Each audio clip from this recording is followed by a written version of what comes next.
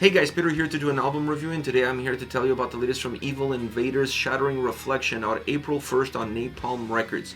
This album has 10 tracks, 42 minutes in length, and this is the band's third full-length studio album. They are a Belgium speed thrash metal band.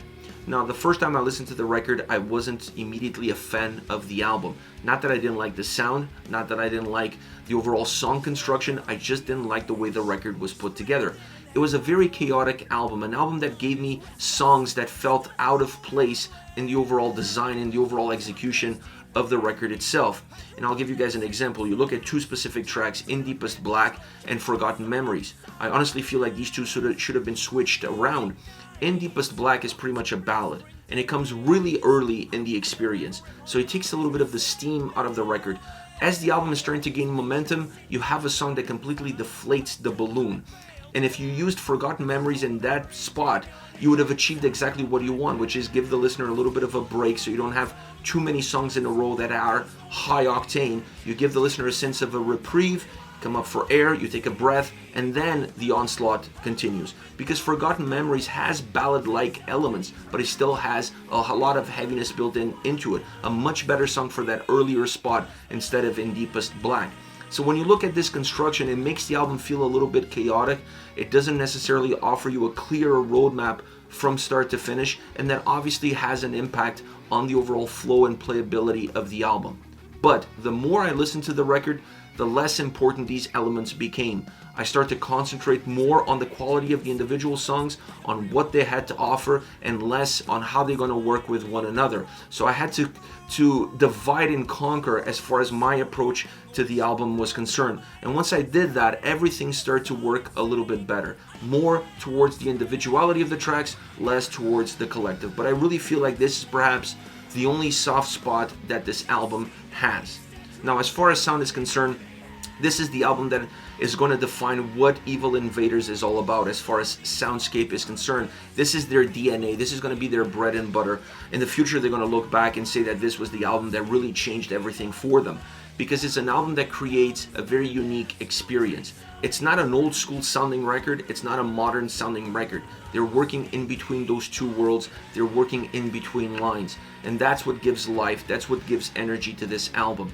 An album that has big sound, that has thick sound, heavy, powerful, high tempo, mid tempo, low tempo, a little bit all over the place as far as the movement is concerned, but never really changing as much as the actual DNA and quality of soundscape is concerned across all 10 tracks. So it's an album that has tons of movement, but quality in that movement, and using the guitars heavily to create that same movement. You actually can look at guitars and vocals as the two pillars, as the foundation of this entire record. They are, without a shadow of a doubt, the two main motors that push this record forward at every single track. And when you look at the guitar sound, you see the speed, you see the riffs, you see the explosive nature that they have.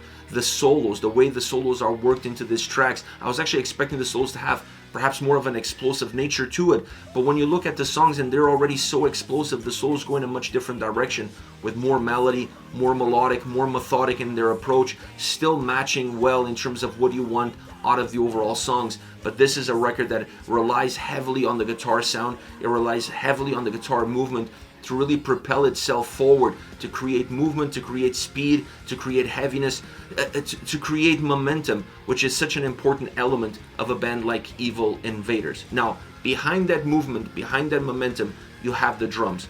The drums on this record are so heavy, so powerful, not necessarily overpowering the experience, but when you listen to the heavier tracks, the faster tracks, you notice how thundering the drums are. They're really pushing everything into the forefront. They're not in the forefront themselves, but they're pushing everything into the forefront. And that allows the record to have this big sound, this thick experience all around. And then you have the bass working in between lines, connecting what is happening between drums and guitars. And some songs, you feel it a lot more than others. The more fast-driven, up-tempo songs, the bass plays a lesser role. And the more mid-tempo to lower-tempo songs, the bass pops out a little bit more in order to connect better what is happening between the drums and the guitars. Because in those slower-moving songs, the gap between those two elements is a lot wider. The faster tracks, the heavier tracks, The guitars and drums are almost side by side. There's no room between them. But the more methodic, the more melancholic, the more ballad style tracks, the more lower tempo songs, the gap between those two elements, it's really wide. So using the bass there more predominantly really brings those two worlds together, allows the songs to not lose any consistency and still have a very similar experience to what those high tempo songs are providing. Now, as far as the vocals are concerned, what a range. I mean, what a vocal performance. I said it earlier, one of the pillars, one of the foundations with the guitars of this record, of the band in general. But I thought the vocal performance on this album was just phenomenal. First of all, I love this sense of having the vocals travel through the record. They always feel like they're starting a little bit deeper in the mix, or they feel like they are in a funnel, if you will, and they're just trying to break through all of the other sound barriers, all of the other sound layers. It becomes quickly one of those calling cards of the album and the band, something that you can gravitate to, something that brings a little bit of that old school flavor, but recorded more with a modern approach to it. So I love this style, I love this feel, I love what it gives to the record, and then the range is just out of this world, from the highs to the lows. Everything that this band can do vocally just absolute matches the intensity, the drive, the explosive nature of the sound behind it.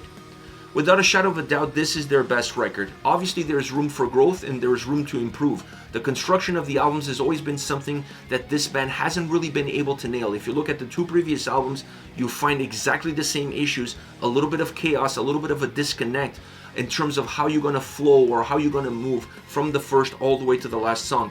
So that is something that I feel like still needs a little bit better work in order to be better defined. But as far as the sound, as far as the quality of that same sound and the experience that it gives, this album is starting to reach that pinnacle. I feel like this is Evil Invaders, and this album, because of that, becomes their best release to date.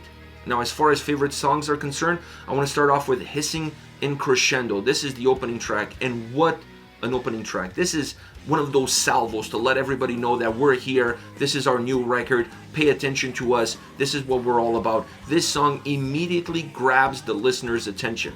The moment you press play on this record, it's going to be very hard for you to walk away from it because of how this track gets everything started. It has great momentum. It's a very thrash-driven song with still speed mixed into it. Musically powerful, musically heavy, musically driven. A track that has a thick wall of sound to it. It just feels large. It just feels like it's coming at you with this incredible speed, with this incredible momentum. Vocally super dynamic, as every song on this record is. Using some backing vocals on this track that allow the vocals overall to feel a little bit bigger, to match that wall of sound that you're getting on the other end. The chorus is very hooky, musically and vocally. It's an absolute banger of a track from start to finish. It has great drum sound. The drums are so powerful. You couldn't have that wall of sound without those powerful drums. And then the guitar performance is impressive. The solo is a little bit more melodic. The solo is a little bit calmer. It simmers the overall atmosphere of the track. It simmers the overall movement of the track, but you almost need it so that you can catch your breath from everything else that's happening around it. Perfect track. I don't think they could have picked a better track considering all 10 songs to start off this album. Next is Die For Me, which is a song that comes right after. It's the second track on the album. It has a great opening. The way this song gets started, it totally gave me Iron Maiden vibes, not just from a musical approach, but also from a vocal approach. It has that old school heavy metal DNA right at the get-go. Now, as it starts to move, it still keeps a lot of that DNA alive and well, but it's definitely a song that gains a little bit more momentum. You see the movement picking up. It never becomes what Hissing in Crescendo is all about, which is a very high-tempo song.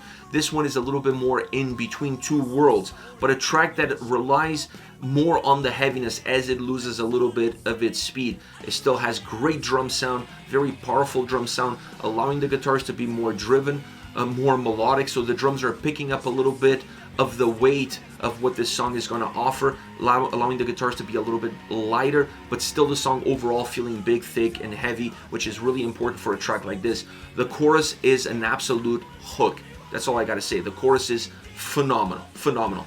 And next we have Forgotten Memories. A really interesting track because it feels more melodic, it feels more melancholic.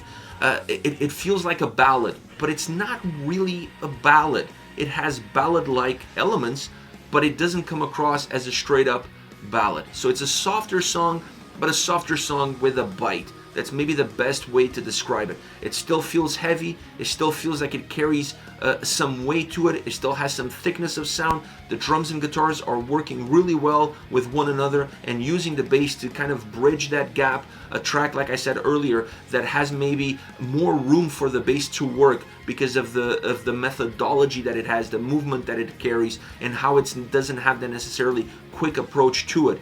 I love this track because it has a dark side to it. It has a dark atmosphere. It has a dark embrace, and they really played off of that darkness using melody to create even more darkness, and that becomes a little bit of the calling card of the entire song. A song, like I said, it's not a ballad. It feels like a very dark ballad, but it has a lot of heaviness to it. Incredible track all around. This is it. Evil Invaders with Shattering Reflection, out April 1st on Napalm Records. Let me know your thoughts on the band, on the singles. Use the comment section below. I'll be reading those and getting back to you. Take care, guys.